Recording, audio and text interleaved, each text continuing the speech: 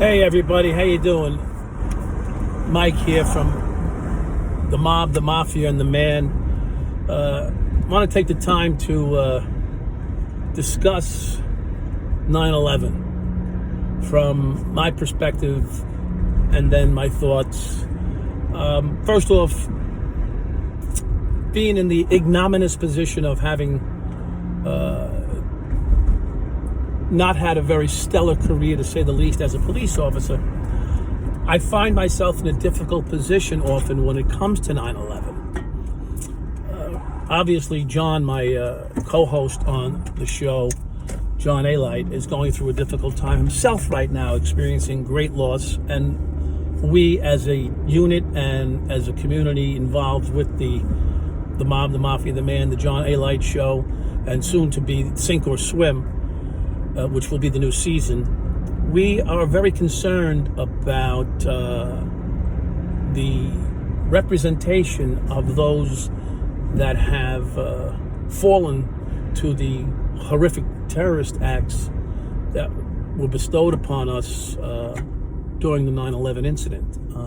So it's very difficult for me to express my true heartfelt feelings without having people that watch our show look at me as if I am less than genuine, due to the fact that I was a police officer and dishonored the position and myself and my family.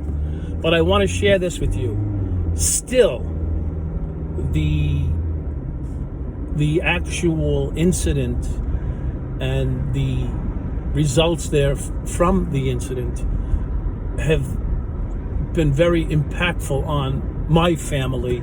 As many of you know me, my family was and are all ex-police officers and firefighters for the most part, starting with my father. In fact, my great-grandfather was a police officer for a couple of weeks, but he didn't really want to do midnight shifts, so he ended up actually handing his badge in and saying, "Men sleep at night." Anyway, that's another story for another day. The seriousness that I'm discussing with you all is the effects of 9/11 on us as a whole, which was horrific and should never be downplayed, nor should it ever be forgotten. I believe it's 343 firefighters lost their lives that day, and I don't know the exact number of police officers, but I know it was in the dozens. The numbers were sometimes conflated because you had housing police, city police, transit police, and also Port Authority police. And I think, the building itself had their own police officers in it, in the towers. That being said, not to neglect to mention the other 3,000-ish people that died that day, and I would say it's probably up in the 10,000 range. People have died since then from direct effects from being responders at the 9/11 buildings that day. I know for a fact some close friends of mine have lost family members as the outgrowth of the toxicity that was in the non-toxic air back then. So the effects of 9/11 have continued ongoingly. Our country has become, in some ways, safer, and in other ways less safe, because we've given up much of our freedoms and the encroachment upon our freedoms due to the security and having to protect our world now from these types of incidents. So I want to bring you guys to the day of 9/11 briefly for me, and then I'll share a little bit afterward about my visit to Ground Zero. I was sitting in a prison, federal prison in McKean, Pennsylvania, when I was at one TV I was watching. I want to say, because if you know a day room in prison, there's 4 or 5 TVs, you have headphones on, and you're watching what's on. And at this time, I wasn't wearing headphones because I was watching sports results. And to the right, there was probably MTV, whatever. It's an eclectic bunch of TV stations showing different stuff. And don't forget there's 200 men in this tier, and they're all watching what they want to watch if they can. With that, I hear the unit, what would you call, counselor, not counselor, case manager. His name was Mr. Wright. He came running out screaming basically at the top of his lungs, Dowd, Dowd. Now, there's 200 men in this unit. Dowd, Dowd. And I turn around, and no one, when you're in prison, you never want to hear your name yelled out. It's never could be for anything good.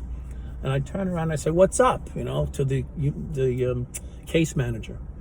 And he said, put on CNN, put on CNN. So I put on CNN. I excuse me, guys, let me put CNN on. And he goes, the tower was hit by a plane. A plane crashed into one of the towers of World Trade Center. So he put it on. Sure enough, we're sitting there, and I would say Paul Lazan or one of those hosts was on the CNN at the time, which I don't listen to CNN now, but CNN. And sure enough, as we're sitting there watching this hole in the building, we're like, oh my God, it's so unbelievable. How could this happen? What went wrong? And then as we're sitting there, boom, another plane hit the other building, and then instantly every person in the prison that I was in, including myself, said, this is no accident, this is an attack. And then they cut away to President Bush. That was at some kind of reading in Florida with some children. And so, I could be conflating what happened exactly at that time, but I can remember some of these images now that run through my mind as I think back on 9/11. And so I sat there with disbelief and total helplessness. I could do nothing for my country as I sat there in prison. And believe you me, a lot of these guys in prison, they hate the government, but they love their country. And there was a lot of sadness and frustration and heartfelt. There were many guys that had military backgrounds, even some law enforcement backgrounds beside myself. And then you had regular people whose parents were in the building on the 103rd or 105th floor. They worked in the restaurant. One of the fellows with me, I forget his name off the top of my head, nice, one of the nicest guys, black kid. He was very well focused. He did it. He's got a drug bid, but he was a good person. You could tell inside, some of the things he did, I'm sure he's not proud of, like myself, but he was a good person. And he saw this thing, and he was beside himself because his mother was on the 100 and something floor in the restaurant that rotated. And I never been there, so I don't know. Windows of the World, I don't know what it's called up there. And sure enough, he found out in the next day or two or three that his mother, of course, perished in the tower. And so it was a sense of total helplessness. And while sitting there was a couple of Arabic guys in our unit that we were aware that they were Arab, because they would kneel down and do their prayer, with their pillow, with their rug and stuff, and they'd face Mecca or whatever, and they were yelling out, Allah Akbar. Allah Akbar.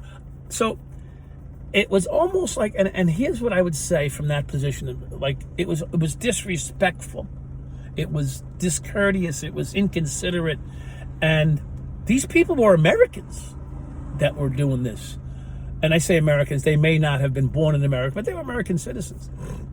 And two of them were from Minneapolis, Minnesota. Oh no, Detroit, Michigan, I'm sorry. And so anyway, within an hour, they locked the unit down. So we all were locked down. And they came in and they were taking these guys, the Arabic guys, out and putting them in isolation. And obviously there was a whole debriefing thing going on, had begun at this point in federal prison, because whether you people know it or not, a lot of these people have outside associations ongoingly, and I'm sure they're not sitting in most places planning these types of things, but they were about to begin to usurp as much information from these individuals as they could, so they could determine who, what, where, when, how, and why, and if there was any link that they could surmise or investigate from people that were in federal prison. And so, as it turned out, I don't know the answers to some of those questions because I wasn't involved in the investigations, but what I do know is that they did gain a lot of intelligence from these people at this point, because now they came down with the heavy threats on these individuals that may have known information, that could have provided information, and a lot of them did. They provided information, where to look, some of it was fraudulent, just to make themselves bigger than they are, and maybe get themselves a deal on their own situation. But so there was quite a bit of that going on, and to that effect, one day I was sitting there. Now they're talking about 3 or 4 or 5 or 6 or 8 days later. I can't do the exact number, and so personally, I was distraught, because many firefighters, many police officers, and other individuals that worked in the trade businesses and industry were closely connected to my family, whether it's 2 degrees removed, 1 degree removed. My brothers were on the pile. 2 of my brothers worked the pile. One was on the pile for about, 3 to 4 weeks steady in the beginning, when they were looking for bodies seriously, until they realized that they weren't going to find anybody alive. Then my brother was a firefighter in Brooklyn, ended up going back to his regular duty services at some point. My other brother was a police officer who got promoted to sergeant several days after, because they needed sergeants because of the loss and the outgrowth of the need for police officer intensified, and the need to be on the site. So one of my brothers was at the site, but not directly on it, for several weeks, doing police duties, whatever they were doing. And a couple of friends of mine that I'm currently friends with were on the pile, tagging bodies, tagging body parts, notifying family members. So, and my family, as police officers and firefighters, ended up going to dozens and dozens of funerals over the next year-ish.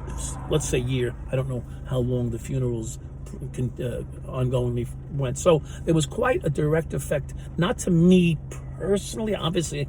Had I been a police officer, by the way, and some may or may not like this thought process, but had I been a police officer, I would have been the first responding unit from Brooklyn, because in the 9-4 precinct, I was what they call, I don't know, it was A or B team response to catastrophic incidents. I would have been the first vehicle over the bridge, because working in Greenpoint, you're right near several bridges that go into Manhattan, and I would have been over in Manhattan and potentially succumbed to something. And thankfully, maybe I should be thankful I was in prison at this point. But in the end result was, in prison, one of the guys in there was a guy from Amityville, Long Island, who was a crack dealer.